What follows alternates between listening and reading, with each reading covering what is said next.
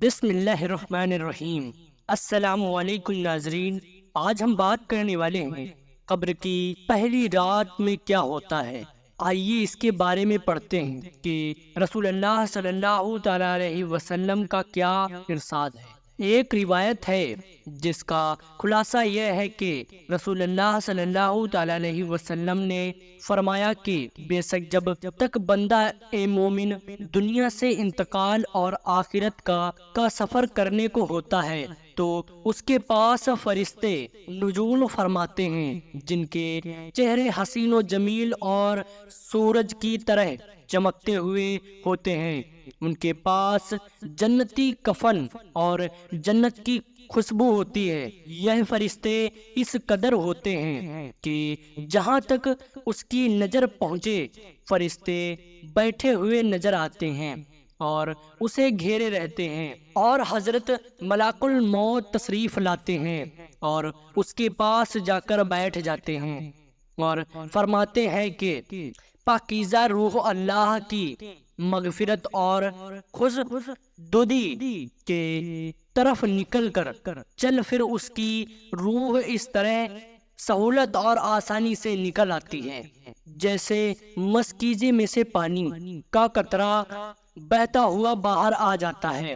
بس اسے حضرت ملک الموت لے لیتے ہیں اور دوسرے فرشتے جو وہاں دور تک بیٹھے رہتے ہیں پل بھر بھی ان کا ساتھ نہیں چھوڑتے اور اسے لے کر اسے جنتی کفن اور خوشبو میں رکھ کر آسمان کی طرف چل دیتے ہیں۔ اس خوشبو کے متعلق حضور صلی اللہ علیہ وسلم کا ارشاد ہے کہ زمین پر جو بھی عمدہ سے عمدہ خوشبو پائی گئی ہے ویسی ہی خوشبو ہوتی ہے۔ پھر فرمایا کہ اس روح کو لے کر فرشتے آسمان کی طرح جانے لگتے ہیں اور فرشتوں کی جس جماعت میں بھی اس کا گزر ہوتا ہے تو وہ کہتے ہیں واہ کیا اچھی خوشبو ہے۔ یہ فرشتے میت کا نام، تعظیم اور تکریم سے لے کر اس کا تعارف کراتے ہیں، یہاں تک کہ وہ اہل آسمان تک پہنچ جاتے ہیں اور آسمان کا دروازہ کھلواتے ہیں۔ پھر دروازہ کھول دیا جاتا ہے اور پھر وہ اس طرح دروازے سے اوپر چلے جاتے ہیں، پھر وہ 7ویں آسمان تک پہنچ جاتے ہیں۔ ہر آسمان کے فرشتے اسے دوسرے آسمان تک رخصت کرتے ہیں اور جب 7ویں آسمان تک پہنچ جاتے ہیں تو پھر اللہ کا حکم ہوتا ہے کہ میرے بندے کا نام علین میں لکھ دو، اور اب زمین پر ہی اسے لوٹا رہا ہوں اور زمین ہی سے قیامت کے دن اسے دوبارہ زندہ کروں گا۔ اس کے بعد یہ روح زمین پر واپس آ جاتی ہے اور پھر میت کے جسم میں داخل کر دی جاتی ہے۔ اس کے بعد 2 فرشتے قبر میں اسے بٹھا کر اس سے سوال کرتے ہیں کہ تیرا رب کون ہے، تیرا دین کیا ہے، محمد صلی اللہ علیہ وسلم کون تھے؟ پھر وہ ان کے صحیح جواب دیتا ہے تو پھر فرشتے کہتے ہیں بے شک تو صحیح کہتا ہے۔ اس کے بعد اللہ کی طرف سے ندا آتی ہے کہ میرے بندے کے لیے جنت کا برس بچھا دو، اس کو جنت کا لباس پہنا دو اور اس کے لیے جنت کا دروازہ کھول دو۔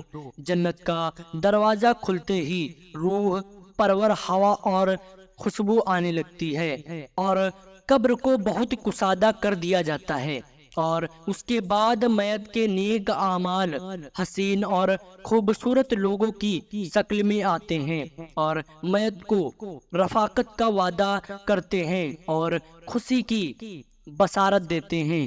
ایک کافر کی موت کے بعد کیا ہوتا ہے؟ میرے دوستو، اسی روایت میں یہ بھی ہے کہ کافر کی موت کے بعد سیاہ چہروں والے فرشتے آسمان سے آ کر اس کے آس پاس بیٹھ جاتے ہیں اور اس کو تا حد نظر دکھائی دیتے ہیں۔ اس کے بعد ملک الموت میت کے پاس میں بیٹھ کر کہتے ہیں کہ اے خبیث روح، اللہ تعالیٰ کی ناراضگی اور غضب کی طرح نکل کر چل۔ یہ سنتے ہی روح خوف و ہراس سے سارے بدن میں دوڑنے لگتی ہے۔ پھر طرح طرح کی سختی سے اس کی روح زبردستی اس کے جسم سے نکال لی جاتی ہے اور وہ فرشتے اس کی روح کو ٹاٹ میں لپیٹ لیتی ہیں۔ اس وقت اس روح میں مردے کی سڑی ہوئی بدبو آنے لگتی ہے۔ فرشتے اس کو لے کر آسمان کی طرف پرواز کرتے ہیں اور وہ آسمان کا دروازہ کھلوانا چاہتے ہیں، مگر آسمان کا دروازہ نہیں کھلتا۔ حکم ہوتا ہے کہ اس کا نام کافروں میں لکھ دو۔ اس کے بعد یہ روح زمین پر پھینک دی جاتی ہے اور جسم میں داخل کر کے فرشتے سوال کرتے ہیں کہ تیرا رب کون ہے؟ وہ جواب دیتا ہے کہ مجھے معلوم نہیں۔ پھر فرشتے پوچھتے ہیں تیرا دین کیا ہے؟ وہ لا علمی ظاہر کرتا ہے۔ پھر حضور صلی اللہ علیہ وسلم کی متعلق سوال کیا جاتا ہے تو پھر وہ صحیح جواب دیتا ہے کہ مجھے معلوم نہیں۔ اس وقت خدا کی طرف سے ندا آتی ہے کہ میرے بندے نے جو کچھ کہا بالکل جھوٹ کہا، اس کے نیچے آگ کا بستر بچھا دو اور دوزخ کا ایک دروازہ کھول دو۔ دروازہ کھلتے ہی دوزخ کی گرمی اور آگ کے شعلے لپکنے شروع ہو جاتے ہیں۔ پھر اس کو قبر اتنی زور سے دبوچ لیتی ہے کہ ادھر کی پسلیاں ادھر اور ادھر کی پسلیاں ادھر ہو جاتی ہیں۔ پھر اس کی بدعمالی ایسی صورت میں آتی ہے کہ اس کے جسم سے بدبو آتی ہے اور اس کو عذاب اور مصیبت کی خبر سناتے ہیں۔ حضور پرنور رحمت للعالمین صلی اللہ علیہ وسلم کا ارشاد ہے کہ جب میت کو قبر میں رکھ دیا جاتا ہے تو قبر اسے کہتی ہے کہ اے بدبخت، خراب حال انسان، تو مغالطے اور دھوکے میں رہا، مجھ پر سان سے اکڑ کر اور تن کر چلتا رہا۔ تجھ کو یہ معلوم نہیں تھا کہ میں امتحان اور آزمائش کا گھر ہوں، تنہائی اور ہیبت کا مقام ہوں، جہاں صرف کیڑوں کی بہتات ہے۔ تو نے میری پرواہ نہیں کی۔ اگر مرنے والا نیک ہوتا ہے تو اس کی طرف سے کوئی جواب دینے والا آتا ہے اور کہتا ہے کہ اے قبر، تو دیکھتی نہیں کہ یہ اچھی باتوں کا حکم کرتا تھا اور لوگوں کو بری باتوں سے روکتا تھا؟ تو پھر قبر یہ سن کر کہتی ہے اچھا، یہ اگر ایسا تھا تو اس کے لیے میں گلزار بن جاتی ہوں اور اس کا جسم نور کا بن جائے گا اور روح خدا کے پاس چلی جائے گی۔ اور اگر کبھی مردے سے قبر اس طرح کہتی ہے کہ میں تاریخی اور تنہائی کا گھر ہوں، اگر تو دنیا میں اللہ تعالیٰ کی اجازت اور فرما برداری میں رہا تو میں آج تیرے لیے رحمت ہوں، اور اگر تم نے اللہ تعالیٰ کی نافرمانی اور سرکشی ہوتی تو میں تیرے لیے عذاب جان بنوں گی، اور میں وہ ہوں جو مجھ میں خدا کا نیک بندہ بن کر آئے گا وہ یہاں سے خوش ہو کر نکلے گا، اور جو گناہ گار اور نافرمان ہوگا وہ تباہ اور برباد ہو جائے گا۔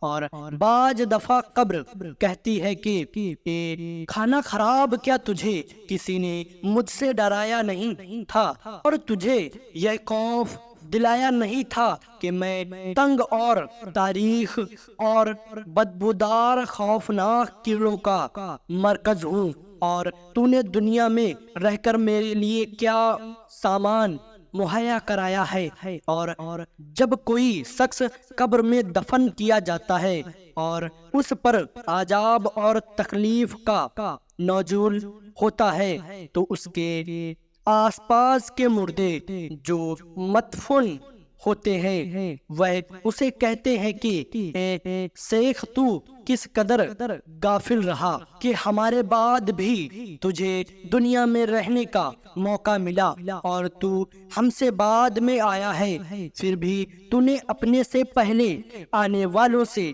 عبرت حاصل نہیں کی، اور تو نے نہ سمجھا کہ مرنے والے تو مر چکے اور ان کے اعمال بھی پورے ہو چکے، چاہے اچھے اعمال تھے یا برے، مگر تیرے لیے تو بہترین موقع تھے کہ تو دارالاعمال یعنی دنیا میں تھا اور برے افعال کا تدارک نیک کاموں سے کر لیتا۔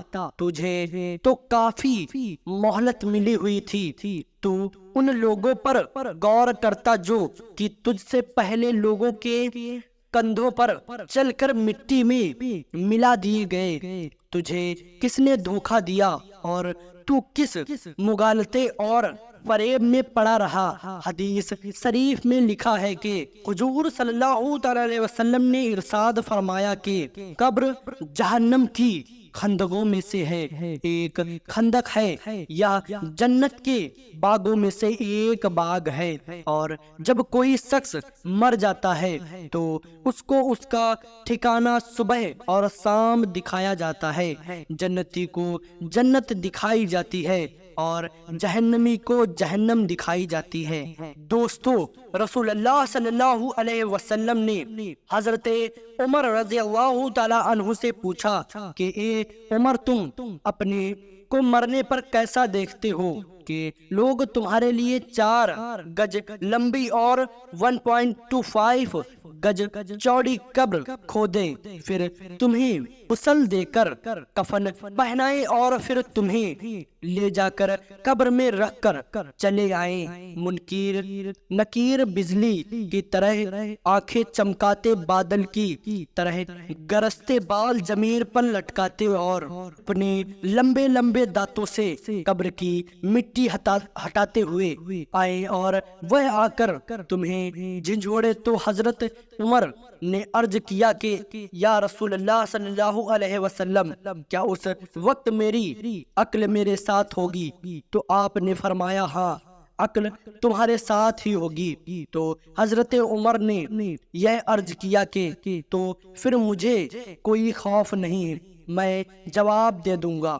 ایک روایت ہے کہ قبر میں سوال و جواب صرف امت محمدی کی خصوصیت ہے۔ انبیاء صادقین کی امت پر اللہ تعالیٰ کی نافرمانی کی وجہ سے عذاب نازل ہو جاتا تھا، لیکن رسول اللہ صلی اللہ علیہ وسلم کی آمد کے بعد وہ عذاب کو موقوف کر دیا گیا اور اس کی جگہ منکر نکیر اور سوال جواب کا سلسلہ جاری کیا گیا، اور جو شخص مرنے کے بعد دفن نہیں کیا جاتا اس سے بھی سوال اور جواب کیا جاتا ہے۔ دوستو، موت دراصل بندائے مومن کا تحفہ ہے۔ حضور پاک صلی اللہ علیہ وسلم کا ارشاد ہے کہ مومن کا تحفہ موت ہے اور اس کے لیے ایک خوشبودار پھول ہے۔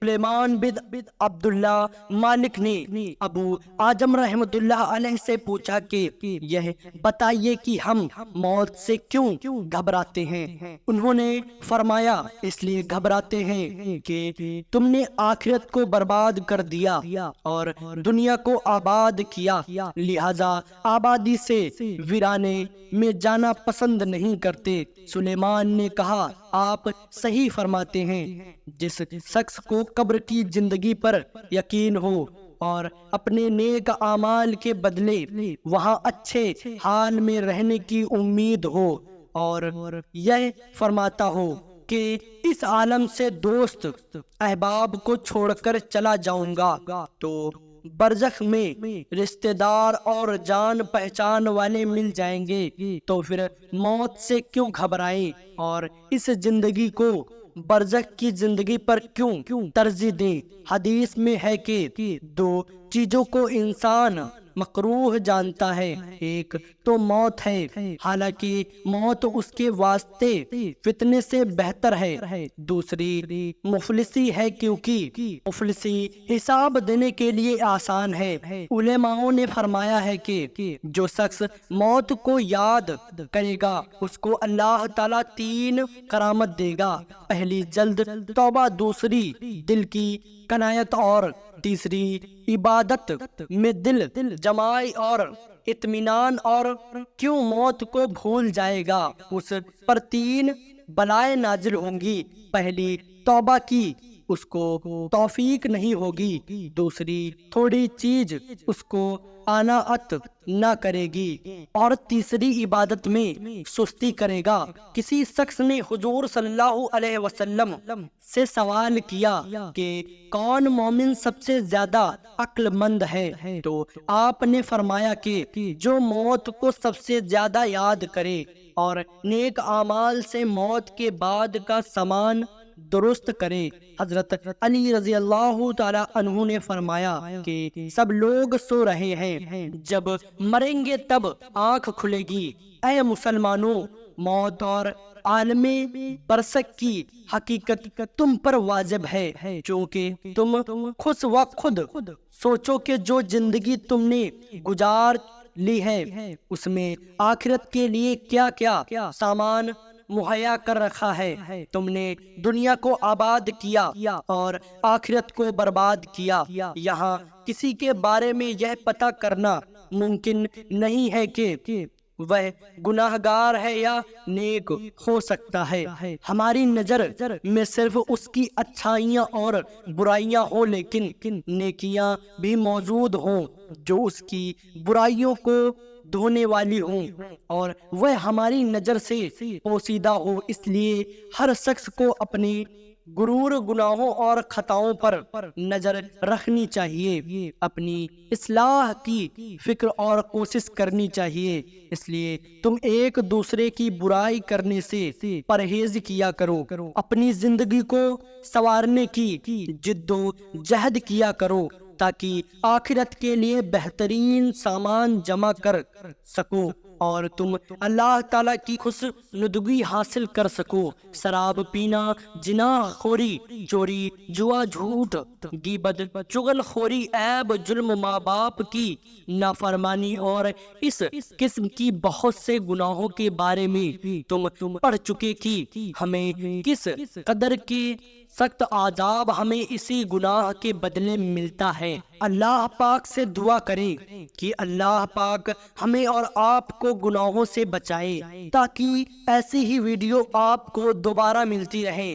اب جلد ہی ملیں گے اور ایک نیو ویڈیو کے ساتھ، تب تک اپنا خیال رکھیں۔ اللہ حافظ۔